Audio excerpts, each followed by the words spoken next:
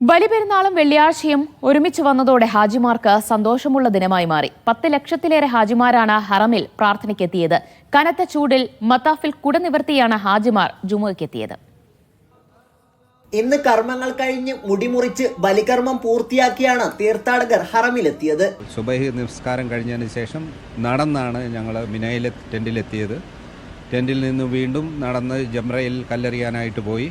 അത് കഴിഞ്ഞതിന് ശേഷം ഞങ്ങൾ അവിടെ നിന്നും മസ്ജിദുൽ ഹറമിൽ പോയി തവാഫ് ചെയ്യാനായിട്ട്. തവാഫിൻ്റെയും അതികഠിനമായ ചൂടിലും ഒട്ടും ഉന്മേഷം ചോർന്നു പോകാതെ ഞങ്ങൾ അടങ്ങുന്ന ഒരു ചെറിയ സംഘം ഹറമിൽ പോവുകയും നല്ല തിരക്കുണ്ടായിരുന്നു. എങ്കിലും സാധാരണ ഒരു വലിയ തിരക്കൊന്നും നമുക്ക് പറയാൻ പറ്റില്ല. അത്രത്തോളം കഠിനമായ ചൂടിലാണ് നമ്മൾ ഇന്ന് അവിടെ തവാഫ് നടത്തിയത്.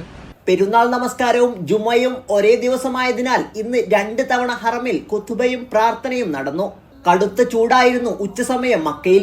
അതുകൊണ്ട് തന്നെ കാബയുടെ മുറ്റത്തേക്ക് ജുമാ സമയത്ത് നിയന്ത്രണം ഏർപ്പെടുത്തി.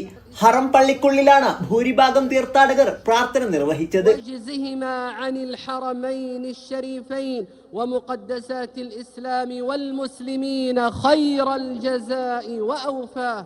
ഹജ്ജിന്റെ തവാഫ് പൂർത്തിയാക്കി ഹാജിമാർ മടങ്ങി. ഇനി കല്ലേറ് കർമ്മങ്ങൾ പൂർത്തിയാക്കിയ ശേഷം വിടവാങ്ങൽ തവാഫാകും ഹാജിമാർക്ക് ബാക്കിയുണ്ടാവുക. സാബിത് സലീം, മീഡിയ 1, മിന.